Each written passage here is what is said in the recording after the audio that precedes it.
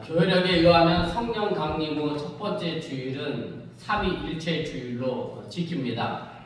삼위일체라고 하는 말은 말 그대로 쉽게 얘기하면 세 개가 하나로 합쳐졌다 이런 말이고요. 영어로 하면 이제 트리니티라고 하는 말로 설명을 하지요. 그래서 실제로 트리니티 교회라고 이름 붙인 교회도 있음을 여러분들이 알게 됩니다. 제가 어렸을 때 굉장히 궁금했던 것이 하나 있었습니다. 무슨 얘기냐면 기도할 때 어떤 때는 하나님께 기도했다가 어떤 때는 예수님께 기도했다가 어떤 때는 막 성령님 찾았다 이러니까 어디다 기도해야 하는지를 제가 고민하고 어린 마음에 한참 생각했던 적이 있습니다. 아마 초신자들 가운데서도 이런 고민을 아마 한 번쯤 했을 것이라는 생각이 들기도 하고 아니면 여전히 이런 궁금증을 가지고 계신 분도 없지 않아 있을 것이라 그렇게 생각이 듭니다. 삼위일체를 다시 기독교 용어로 설명을 드리면 성부 하나님, 성자 예수님, 하나님의 영인 성령 이 세 가지 유격이 한 분 하나님으로 통일된다는 것이요. 그래서 사실은 하나님께 기도하든 예수님께 기도하든 성령님께 기도하든 최종 목적지는 한 분 하나님으로 연결되어진다고 하는 사실을 여러분들이 믿으시기를 바랍니다. 만약 우리가 성부 하나님, 성자 예수님, 성령 이 세 육격을 각각 다른 식으로 이해하고 받아들이면 이것은 어떤 결과를 만들어내게 되냐면 세 가지 신을 믿는 삼신론에 빠지는 결과를 만들어내고요. 만약 이렇게 신앙 고백을 하게 되면 유일신을 믿는 기독교 신간에 위배가 되고 정통 기독교라고 보기가 어렵습니다. 여러분들이 아시는 것처럼 기독교가 고백하는 신과는 유일신 대신 하나님을 믿는 겁니다. 유일신이라고 하는 의미는 하나님 외에 다른 신이 존재할 수 없다라고 하는 그런 뜻입니다.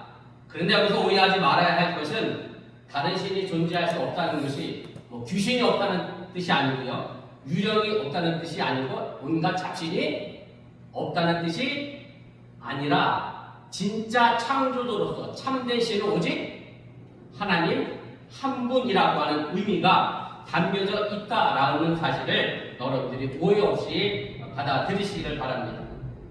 여기서 잠깐 신앙의 상식으로 여러분들이 아시면 도움이 될 것 같아 제가 이 말씀 드리고 오늘 말씀을 좀 계속 이어가려고 합니다. 무슨 말씀인가 하면 바로 하나님에 대한 단어입니다. 우리나라에 복음이 들어온 지가 천주교는 200년이 넘어가고요. 개신교는 이제 100년이 넘었습니다. 개신교가 100년이 좀 넘었는데 어느 나라에 복음이 전파되든지 간에 가장 먼저 하는 일들이 보통 뭐냐면 그 나라 말로 성경을 번역하는 일을 합니다. 500년 전에 종교개혁을 했던 마틴 루터가 종교개혁을 하면서 가장 중요하게 생각했던 것 가운데 하나가 바로 성경을 독일어로 번역해서 일반 국민들이 성경을 볼 수 있도록 하게 만든 겁니다. 이렇게 만들면 그전에는 성경이 뭐로 쓰였다는 소리로 감이 오죠?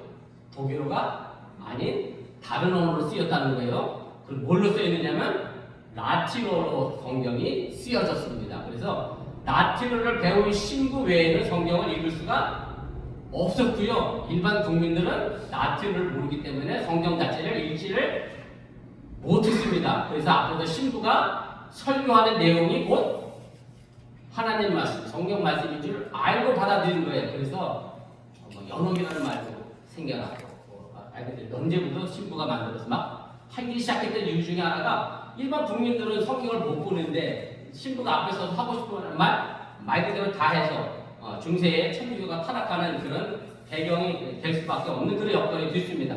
그래서 마틴 루터가 라틴어 성경을 이제 독일어로 번역하면서 일반인들도 성경을 읽는 그런 시대가 된 거고, 그래서 우리가 성경을 우리 글로 읽는다는 것이 얼마나 소중하고 중요한 것인가를 여러분들이 깨달아야 하고요. 우리 열방사랑교회 교회 목표 가운데 하나가 뭐예요? 1인? 두 번째 있는 1인? 많이 나오세요. 두 번째 누가 있어요? 1인 1독입니다. 최소한 성경 한 권은 읽어보셔야 한다라고 하는 얘기고, 그래서 내 글로 내가 성경 읽는다는 것이 얼마나 소중한 것인가 여러분들 그 의미를 생각해 보면서 성경을 읽어 나갈 수 있기를 바랍니다. 사실 번역에 대하여 비판적으로 말하는 사람은 이렇게도 표현하기도 합니다.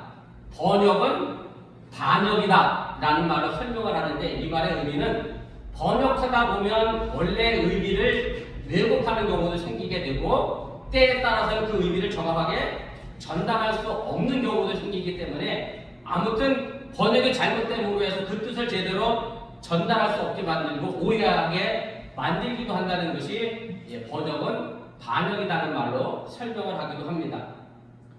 요즘은 한국 영화나 소설이 외국어로 번역되는 그런 시대가 돼서 한국말이 가지고 있는 아주 미묘한 감정이나 섬세한 표현을 외국어로 그대로 번역하는 것이 참 어렵습니다. 노란색도 영어는 그냥 옐로우 하는데 한국은 노랗다, 샛노랗다, 놀이끼리 하다, 별의별 단어가 다 있잖아요. 자, 그걸 미묘하게 번역하기가 어려워요. 그래서 한국말 번역이 세계에서 가장 어려운 번역 중에 하나다라고 번역가들 사이에서는 그렇게 이야기도 하게 됩니다. 그래서 진짜인지 아닌지 모르겠는데 성경에 보면 이런 구절이 있잖아요. 예수님을 가리켜서 세상 죄를 지고 가는 하나님의 어린 양을 봐라 이렇게 됐거든요. 어린 양은 사실 팔레스틴 지역에서는 흔히 볼 수 있는 동물이고, 그런데 양이 없는 나라에 성경을 번역을 해야 되는데 양을 설명하기가 어렵잖아요. 양을 본 적 없는 사람한테 어떻게 양을 설명하겠어. 근데 그 동네는 뭐가 제일 흔했느냐면 돼지가 제일 흔했다는 거예요. 그래서 그걸 설명하려고 세상 죄를 지고 온 하나님의 어린 돼지를 봐라 이랬다는 거예요. 믿거나 말거나. 아무튼 번역이라는 거에 그런 의미가 있고 어려움이 있다는 것을 여러분 이해하시면 되겠습니다. 아무튼 한국의 복음이 전파되면서 성경을 번역하게 됐는데, 영어 성경에는 하나님이 뭐라고 되어 있을 것 같아요? 문도부는 제가 봐보죠. 당연히 갓으로 되어 있습니다. 그런데 천주교에서는 그 갓을 우리나라에 들어와서 성경을 번역하는데 뭐로 번역했느냐면, 한국 사람들이 이미지 속에 이미 익숙해져 있는 하늘님으로 번역했습니다. 그런데 하늘님이 발음이 어려우니까 결국 늘 편하게 돼서 하느님이 이제 되었고요. 개신교에서는 이제 성경을 이제 들어오면서 이제 유일신이라고 하는, 오직 한 분인 하나님인 것을 강조하기 위하여 하나, 사실은 숫자 하나에다가 님자 붙이는 건 문법상으로 보면 틀린 말이에요. 맞는 말은 아닙니다만 유일신이신 하나님, 창조주 한 분이신 하나님을 강조하면서 하나에다가 님을 붙여서 하나님으로 번역이 됐고, 사실 하나님이라고 하는 단어는 성경이 한국에 오면서 개신교회가 만들어낸 단어라고 해도 틀리지가 않습니다. 요즘은 어떤지 모르겠습니다만 제가 초등학교를 다니던 시절에 매주 운동장에서 조회라는 걸 했어요. 조상 선생님 후나 듣기 싫은 후나 길게 다 듣고 나면 꼭 마지막에 애국가를 불렀잖아요. 동해물과 백두산이. 그다음 쭉 가다 보면 후렴에 우리나라를 누가 보호하죠? 하나님이라고 안 돼 있다니까요. 하느님이 보호하사 이래갖고 목사인 아들이 어린 마음에 이걸 하느님으로 해야 하나, 하나님으로 해야 되나 한참 고민하면서 얼버무렸던 적이 있는데, 사실은 하느님이든 하나님이든 다 오직 뭘 가리키는 거예요? 영어 성경 번역 갓을 가르친다고 하는 그런 의미임을 여러분 이해하시고, 아무튼 번역하는 과정에서 어쩔 수 없는 언어가 가지고 있는 말의 느낌을 제대로 다 표현할 수 없는 한계가 있다는 것도 여러분들이 감안하시면서 그렇게 성경을 읽어나가시면 좋겠습니다. 다시 본론 말씀으로 돌아오면 삼위일체 하나님은 우리에게 세 가지 형태로 나타나게 되는데, 먼저는 창조로서의 하나님, 두 번째로는 구세주로서의 예수님, 세 번째는 역사 속에서 사람들에게 구원을 베풀어 가시는 하나님이 여기신 성령으로 나타나게 됩니다. 바로 우리가 고백하고 믿는 하나님은 삼위를 가지고 있지만 한 분 하나님이시라는 말씀이고, 그래서 궁극적으로 우리는 삼위일체 하나님을 믿고 고백한다는 그런 말씀입니다. 제가 군복무를 교도소에서 했습니다. 지금은 없어졌어요. 저희 있을 때는 경비교도대라고 하는 특수부대가 있었습니다. 제가 이 기회에도 건산이 웃으시네. 제가 특수부대 출신입니다. 전국에 3,000명밖에 없었던 특수부대 출신인데, 제가 경비교도대에 나왔는데 이름만 번창하지 그냥 교도소 경비하는 군인이에요. 법무부 소속 군인, 정경이, 의경이 내무부 소속 군인인 것처럼 일반 군인은 국방부 소속인 것처럼 저는 이제 법무부 소속 군인인데, 저는 어디서 근무를 했느냐면 인천에 있는 인천소년교도소에서 제가 근무를 했습니다. 인천 선생교도소는 말 그대로 성년범이 잡혀서 오는 건데 거기 어떤 사람들이 있느냐면 여호와 증인들이 잡혀서 옵니다. 여호와 증인들 왜 오는 것 같아요?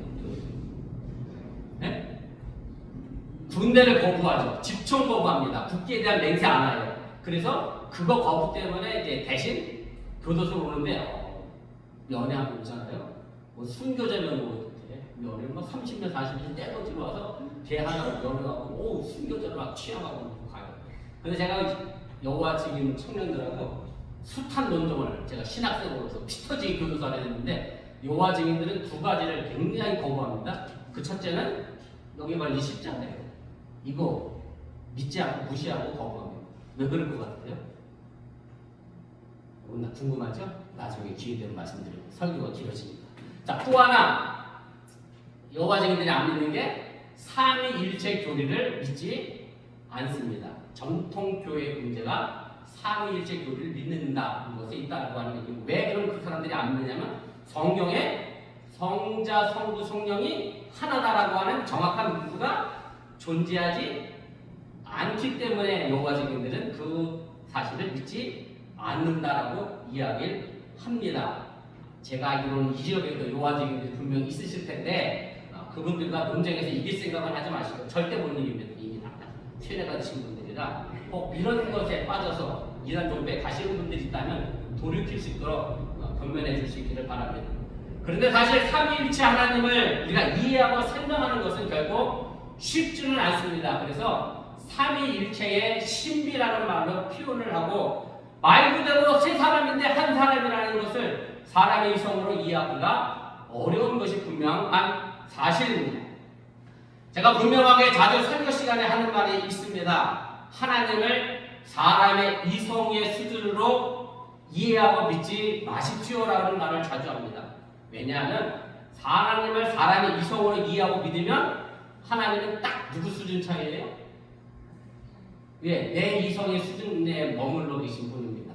여러분들의 자녀들이 여러분들 이해해요? 못해요. 근데 여러분들이 자녀들의 눈높이에서 맞춰서 그 자녀를 이해하면 나의 이성은 내 자녀의 나이에 머물러 있는 거예요. 그래서 임마누엘 칸트라고 하는 철학자가 신학자가 이런 책을 썼어요. 이성의 한계에 대해서의 종교. 하나님을 이성 안에 가둬놓으면 하나님은 어디에 머물 수밖에 없어요? 이성 안에 머물 수밖에 없고 내 이성이나 하나님 이성이랑 똑같은데 그럼 굳이 내가 믿어야 할 이유가 없는 거죠. 그 사람이랑 나랑 똑같은데 그래서 하나님은 우리 이성을 항상 뛰어넘어 계시는 분이라고 하는 사실을 여러분들 잊지 마시고 그래서 초월 주시고 그리고 전능하신 하나님이라고 하는 창조주시고 유일하신 하나님을 여러분들이 믿으시기를 바랍니다. 삼위일체를 가장 쉽게 일반적인 말로 설명을 한다고 하면 뭐 이런 말이 꼭 맞는 것은 아니지만 그나마 우리의 이성으로 이해할 수 있는 수준이라고 생각을 하면 저를 두고 설명을 하자고 하면 저는 여러분들에게 있어서는 직책이 뭐냐면 목사라는 직책을 갖고 있습니다. 우리 아이들에게는 저는 아버지지 우리 아이들이 저한테 목사님 안 그럽니다. 우리 집사람은 저한테 집에서 목사님 그러면 또 얼마나 무섭겠어. 안 그래. 우리 집사람 저한테 허집없는 남편 여보라고 그러지. 그래서 저는 하나인데 목사도 됐다가 아버지도 됐다가 남편도 됐다가 꼭 맞는 말은 아니지만 삼위일체 개념을 이렇게 이해하고 설명해 볼 수가 있습니다. 삼위일체 교회에 관하여 내려오는 역사적인 이야기가 있습니다. 제가 지난주에도 설교했던 성 어거스틴이 삼위일체 하나님에 대하여 묵상하면서 파도가 치는 여기는 어디로 가야 파도를 치는 백사장을 만나나요?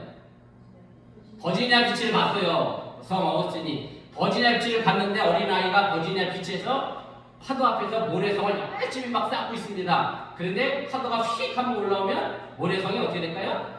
무너져. 그럼 그 아이가 또 열심히 또 모래성을 막 쌓아요. 그래서 어거스틴이가 보면서 이렇게 생각했다는 거야.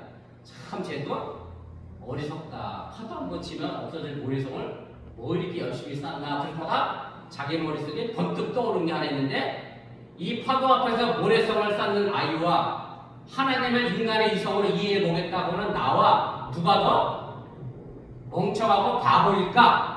라고 했는데 더 멍청한 건 자기 자신이었다라는 것을 어거스틴은 이해를 하게 됩니다. 여기서 우리가 잊지 말아야 할 것은 이 삼위일체 교리는 연구하고 사색해서 만들어진 것이 아니라 하나님과 예수님 그리고 성령을 경험하고 체험한 사람들을 통해서 출발한 교리라고 하는 사실입니다. 다시 말해서 하나님과 예수님, 성령 안에서 하나님을 본 사람들이 체험한 것을 고백한 것이 이것이 삼위일체 교리로 확정되었다는 그런 말씀입니다. 그렇기 때문에 삼위일체 교리의 핵심은 우리를 구원하시는 하나님의 일이 예수 그리스도와 성령을 통하여 계속해서 지금도 이루어지고 있는 것을 말하는 것이고, 그러게 우리가 삼위일체주의를 지내면서 가져야 하는 태도는 다양하게 활동하시는 하나님의 모습을 발견하는 눈을 가져야 한다는 사실을 여러분들이 믿으시기를 바랍니다. 성자 예수님과 성령의 모습에서 하나님을 발견하는 눈을, 그리고 더 나아가 사도들과 신앙의 선배들처럼 오늘의 다양한 모습과 환경 속에서 활동하시는 보이지 않는 하나님을 발견하는 눈을 가질 때 성부, 성자, 성령이 같은 하나님임을 우리는 가슴으로 고백할 수 있게 된다는 사실을 여러분들이 기억하시기를 바랍니다. 신약 성경에서 삼위일체의 교리의 근거를 제공해주는 중요한 성경 구절은 딱 두 개가 있습니다. 그 중에 하나는 교동문에 나와 있었던 것처럼 마태복음 28장 19절부터 20절 말씀이고요. 그리고 또 하나는 오늘 우리가 읽은 본문에 있는 말씀 고린도후서 13장 13절의 말씀입니다. 제가 말씀드렸던 것처럼 삼위일체가 온전히 하나다라고 하는 정확한 성경 구절은 없습니다. 다만 두 개가 하나라고 하는 성경 구절은 많이 존재하고 이것을 서로 연결시키면 삼위일체라고 하는 논법을 만들어낼 수 있습니다. 이 논법을 가지고 우리가 흔히 3단 논법이라고 하는데 중학교 때 수학 시간에 배우셨을 것 같은데 이런 식이죠. A와 B가 같아요. 그리고 B와 C가 같아요. 그러면 결국 A와 C는 어떻게 되는 거죠?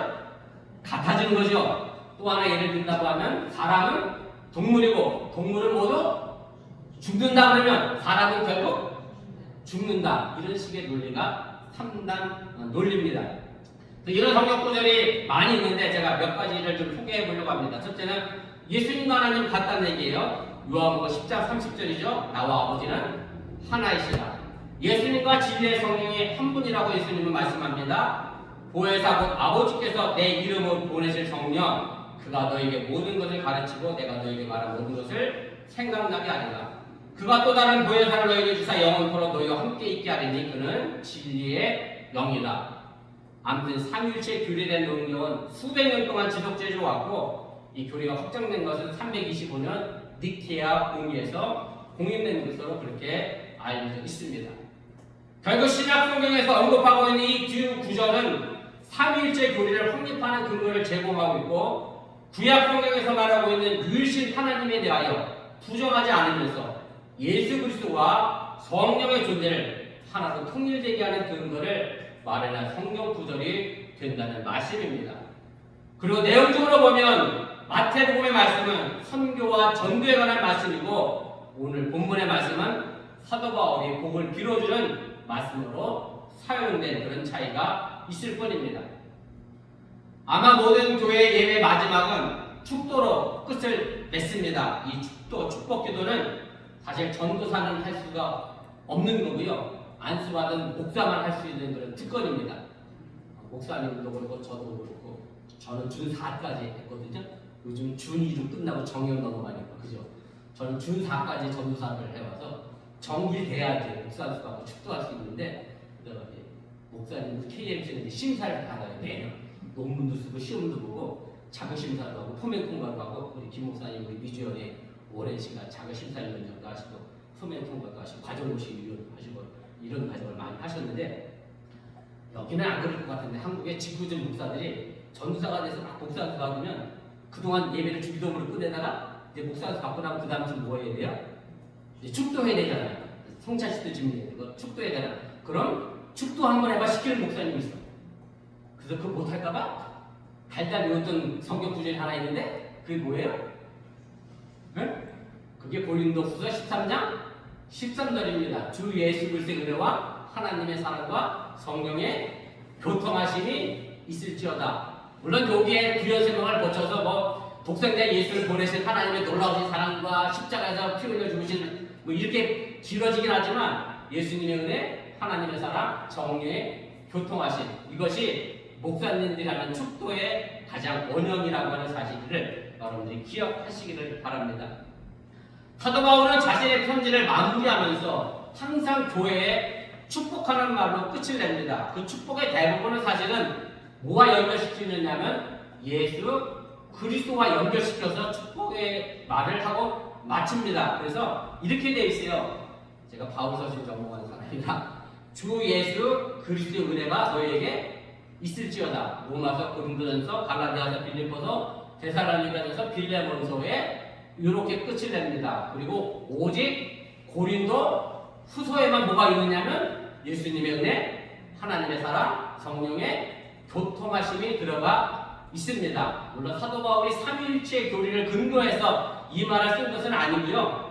사도 바울은 무슨 중요한 내용을 전할 때 이 세 가지를 연결시키는 그런 표현하는 방법을 굉장히 좋아합니다. 예를 들면 우리가 잘 아는 것처럼 고린도전서 13장에는 뭐가 나오죠?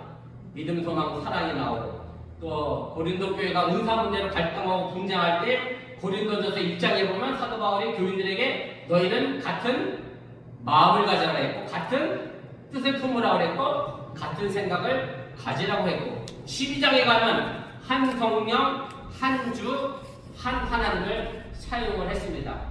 아마 사도 바울이 고린도 교회 분열과 갈대의 상황을 생각하면서 인사 끝에 각별하게 부탁을 하기 위하여 예수 그리스도의 은혜와 하나님의 사랑과 성령의 교통하심을 함께 붙여서 고린도 교인들을 향하여 축복한 것이라 그렇게 생각이 되어집니다. 제가 수요일마다 성경 공부 시간에 고린도전서를 공부하겠습니다만은 고린도 교회는 다른 교회들보다 훨씬 많은 복잡한 문제를 가지고 있었기 때문에 사도 바울이 더 특별히 각별한 마음으로 이렇게 축복을 했다는 그런 얘기입니다. 아마도 이 땅에 살아가는 사람들 치고 축복을 싫어하는 사람은 아마 없을 겁니다. 축복은 말 그대로 빌축의 복복자를 씁니다. 그래서 이 말은 축복은 복을 빌어준다는 그런 의미를 가지고 있습니다. 그래서 사실 우리 기독교인들은 욕을 해도 어떻게 해야죠? 복음적으로 해야죠. 기독교적으로 해야죠. 신앙적으로 해야죠. 우리 한국 사람들이 자식한테 가장 흔하게 하는 얘기 뭐예요? 말 잘 안 들으면 에라 이걸 빌어요. 자식이 빌어먹으면 뭐 그리 좋겠어요. 안 하시죠? 그렇게. 그지? 미국에 오래 사셔서 안 하시지? 한국 부모님도 그런 얘기 많아요. 에라 이걸 이해하면 자식이 막 속을 새기고 열을 받게 하고 막 화를 나게 해도 에라 하나님의 축복을 듬뿍 받은 놈하고 욕을 그렇게 복을 빌어주시고 욕을 하시면 네? 꼭 그렇게 하세요. 네. 자녀들이 좋아하실 거야. 욕 그렇게 하면요, 내가 해봤는데 욕이 안 되더라고. 화가 안 나더라고. 네. 아무튼 기독교는 기독교 식대로 복을 많이 빌어주시기 바랍니다.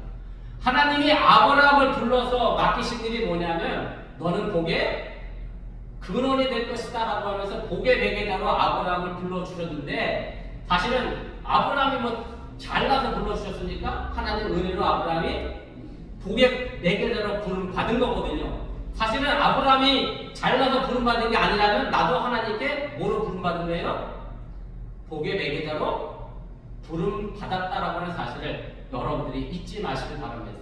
아브라함이 정말 하나님한테 너무나도 잘 지키고 율법을 완벽하게 지켜서 불렀으면 저나 여러분이나 이미 다 어떻게 되겠어요?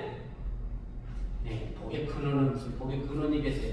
부름 받지는 못했을 거고 아마 다 다시 보시는 선행으로 행함으로 구원받는 게 아니라 하나님의 은혜 안에서 우리가 구원받는다고 하는 사실을 여러분들이 잊지 마시길 바랍니다. 아마 세상에서 가장 아름다운 모습이 나를 통해서 그 누군가가 복을 받는다 이 모습이 아닐까 그런 생각이 들고요. 저와 여러분들이 다른 사람들에게 그렇게 복을 나눠주는 인생의 주인공이 될 수 있기를 주님의 이름으로 간절히 축원을 드립니다.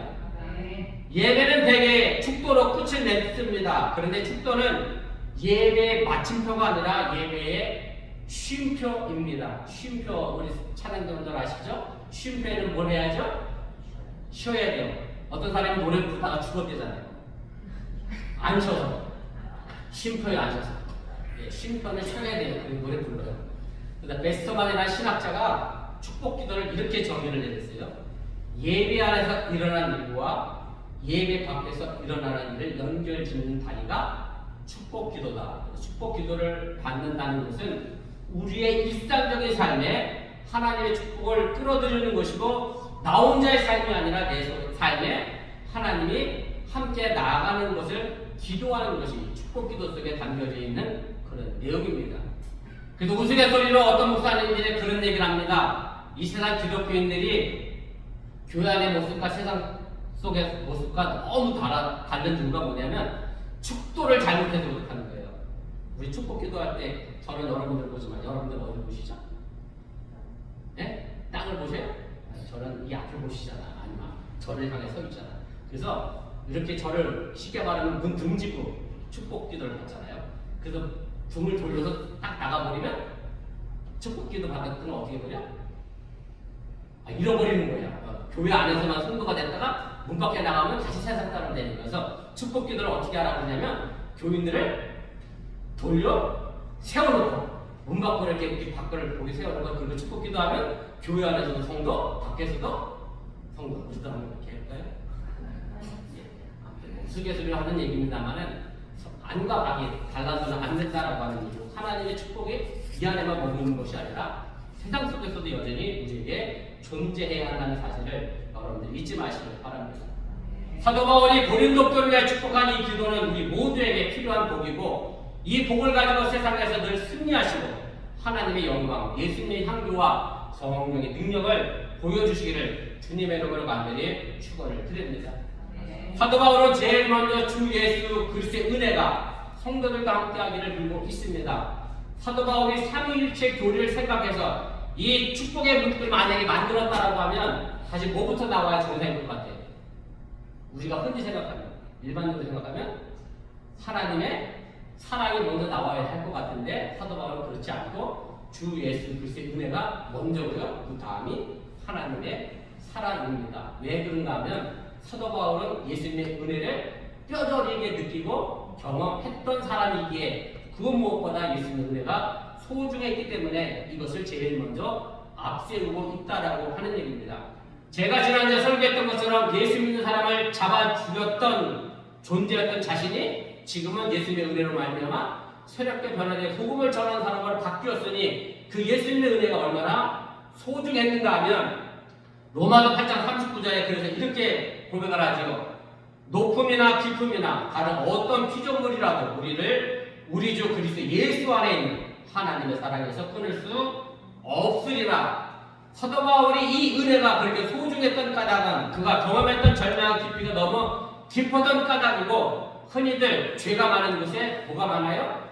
은혜가 많다라고 하는 이유가 바로 여기에 있습니다. 여러분들 쉽게 상상을 해보시면 100불 빚진 사람과 10,000불 빚진 사람이 있는데 그 사람이 다 빚을 탕감해줬어. 100불 탕감받은 사람은 에이 그건 뭐 밥 한 끼 값이네 이럴 수 있는 그죠? 10,000불 빚진 사람은 얼마나 고맙고 감사하겠어. 내가 주인임을 느끼는 사람일수록 예수 그리스도의 은혜가 더 크다라고 하는 사실을 그래서 사도 바울은 하나님의 사랑보다 주 예수 그리스도의 은혜가 먼저 나와 새로운 삶으로 변화됐기 때문에 그렇게 축복하고 있다고 하는 사실을 여러분들이 잊지 마시기를 바랍니다.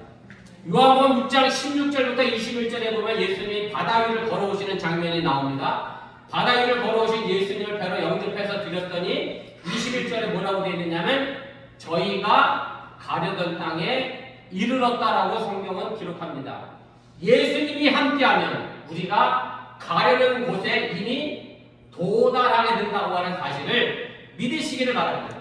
구원에 관한 일 그리고 생명에 관한 일은 우리와 의지와 결심으로 되는 것이 아닙니다. 예수님의 은혜로 되어지는 일이라고 하는 사실을 여러분들이 잊지 마시기 바라고 그 은혜 속에 살아갈 수 있기를 주님의 이름으로 간절히 축원을 드립니다. 두 번째로 언급된 축복이 하나님의 사랑입니다. 여기를 주의하고는 사도 바울의 축복문에는 등장한 적이 없는 그런 문구입니다. 그러나 사도 바울이 말하는 이 하나님의 사랑 그 의미상 예수 그리스도의 은혜와는 다를 것이 없습니다. 사도 바울이 하나님의 사랑을 말할 때 의미하는 것은 무슨 사랑이냐면 독생자 예수를 우리를 위하여 기꺼이 십자가에 내놓으신 사랑이기 때문에 예수님의 은혜와 하나님의 사랑은 같은 맥락에서 이해된다라고 하는 얘기입니다. 이 사랑은 어느 한쪽으로 치우칠 편협한 사랑을 말하는 게 아니라 선한 사람이든 악한 사람이든 똑같이 햇빛과 비를 내려주시는 창조주 하나님의 풍노별 사랑을 말하는 것이고, 지금도 하나님을 거역하고 멀어져가는 모든 사람들을 버리지 않고 구원의 길을 열어주시는 구원의 하나님의 사랑을 말하고 있는 것임을 여러분들이 잊지 마시기 바랍니다. 이 땅에 하나님의 사랑을 받아서는 안 될 사람은 한 사람도 없습니다. 요나가 니느웨 성에 가서 외쳐서 복음을 전하고 하나님 구원에 선포했던 것처럼 모두가 다 구원받아야 될 백성이고, 저 인간은 꼭 누구 저주를 받아야 돼? 하나님의 저주를 받아야 될 사람은 한 사람도 없습니다. 한 사람도 없습니다. 얼마 전에 미 국방장관이 어딘 민족은 완전히 망해서 없어져야 된다고 기도했는데, 그렇게 기도하시면 안 됩니다. 하나님의 사랑은 누구에게나 열려 있는 하나님의 사랑입니다. 성경에 나타난 하나님의 사랑은 크게 세 가지로 요약하고 정리될 수 있습니다. 첫째는 창조주 하나님으로서의 사랑입니다. 이 땅에 존재하는 것은 누군가가 우리를 창조했기 때문에 가능한 것이고, 오늘 이 집사님이 가정의 달 얘기를 했습니다만 6월 셋째 주가 이제 뭐가 되죠? 아버지 날이 오잖아요. 아버지 없는 자식은 한 사람도 없습니다. 다만 이런 자식은 있어. 아버지 없다고 빡빡우기는 무슨 자식은 있죠? 아유, 끔찍한 말을 그러네요. 불효 자식은 있어도 아버지 없는 자식은 없습니다. 네. 저 한국 사람도 그런 말 써요. 맞아요. 틀린 말 아니에요. 오락의 자식이라는 뜻이에요. 그래서 하나님의 사랑이 있기에 내가 이 땅에 존재한다. 내가 존재하는 것만으로도 하나님의 은혜의 사랑에 감사해야 한다는 사실을 잊지 마시길 바라고, 두 번째는 보호자 하나님으로서의 사랑입니다. 이 사랑은 일만 할 때마다 나를 지켜주시고 나와 동행해 주시는 하나님의 사랑을 말씀하는 거고, 우리가 절망에 빠질 때도 희망의 밑으로 인들어 주시고, 슬픔에 빠졌을 때도 그 슬픔에 떠밀려가지 않도록 우리를 다시 웃게 만드시고 소망을 주시는 우리 삶의 울타리가 되어주시는 그 사랑이 보호자로서의 하나님의 사랑입니다. 세 번째로는 구원자로서의 하나님의 사랑입니다. 하나님은 우리를 구원의 길로 인도해 가시기 때문에 독생자 아들까지 기꺼이 내어주신 분이고, 독생자 아들을 주신 하나님이기 때문에 그 모든 것도 우리에게 다 채워주시고 갚아주시는 그런 하나님의 사랑이 여러분들이 끊이지 않기를 주님의 이름을 간절히 축원을 드립니다. 마지막으로 사도 바울은 성령의 교통하심이 고린도 교인들 사이에 있기를 기도합니다. 교통하심이라고 번역된 그리스어는 코이노니아라고 하는 단어를 사용합니다. 허물 없는 교제와 사귐을 뜻하는 것이고요. 허물 없이 서로를 감싸는 친교는 성령의 은사에 속하는 성품이고, 성도들의 친교는 하나님의 사랑을 기초로 해서 이루어진다고 하는 사실을 여러분들이 잊지 마시길 바랍니다. 그러나 육신을 따라 사는 사람들은 온전한 사랑의 교제를 실천하기 어렵기 때문에 우리의 약하고 연약한 모습으로 인하여 친교하는데 방해가 되게 되는데, 여러분 성령의 성품을 덧입어서 그 친교하는 일에 또 애쓰시기를 바랍니다. 오늘도 친교 준비하시려고 애쓰셨죠? 아침 일찍부터 고생하셨죠? 에이 짜증나 이러지 마시고, 오늘도 그 누군가를 섬기고 살아가는 마음으로 내가 헌신하고 귀하니 감사하다라고 섬길 수 있는 힘을 주시니 감사하다. 여러분들이 그런 사랑의 삶을 살아낼 수 있기를 바랍니다. 갈라디아서 5장에 보면 성령의 열매가 나옵니다. 성령을 따라 사는 삶의 열매는 사랑과 희락과 화평과 오래 참음과 자비와 양성과 충성과 온유와 절제라고 했고요. 이 성령의 교통하심을 따라 교인들 간에 서로 교제하고 하나 되어 그래서 진정한 교회 모습을 만들어가는 열방사랑교회 구원의 공동체가 되어질 수 있기를 바랍니다. 제가 알라바마에서 이사 오면서 웬만한 전자제품은 버렸습니다. 새 집에 맞게 새 집을 산다고 좋은 걸 샀는데 우리 집에 전기가 안 들어와요. 암만 비싼 거 갖다 놓으면 뭐 하겠습니까? 필요 없는 고물이 됩니다. 신앙생활도 마찬가지입니다. 내 속에 성령의 교통하심이 없으면 성도로서의 신앙생활을 제대로 할 수가 없습니다. 이것은 바람과 돛의 관계로도 설명할 수 있고요. 돛이 펼쳐져 있는데 바람이 안 부네 배가 앞으로 가지 못합니다. 바람은 부는데 돛이 안 펼쳐져 있으면 그 배 역시 앞으로 가지 못합니다. 하나님은 우리를 나아가기 위하여 우리의 동의를 필요로 하시고 우리와 함께 일하신다라고 하는 얘기입니다. 우리 감리교회 창시자 조례슬의 목사님은 이것을 가지고 신인 협조설 혹은 신인 협동설이라는 말로 설명을 하십니다. 하나님과 사람이 협조해야 되고 협동해야 한다고 하는 얘기는 무슨 얘기냐면 하나님은 일하고 싶어서도 사람이 굽적 않으면 하나님도 하실 수 없다는 얘기. 물론 사도 바울처럼 강권대로 역사하시기도 하지만 대부분 사람이 굽적하지 않으면 하나님은 일을 못하십니다. 사람이 하나님 일을 하고 싶어도 누가 안 도와주시면 하나님 또는 안 나오시면 그것도 못합니다. 그래서 하나님과 우리는 항상 어떻게 해야 돼요? 같이 역사하시고 같이 일을 해야 한다라고 하는 얘기고, 그래서 우리 열방 사랑교회에 여러분들의 삶의 터전을 위해 주 예수 그리스도와 하나님의 사랑과 성령의 교통하심이 언제나 함께 하셔서 성령의 바람과 뜻을 따라 성령의 바람 따라 앞으로 나아가실 주님의 이름으로 간절히 축복을 드립니다. 기도하겠습니다. 말씀을 기억하는 1분 정도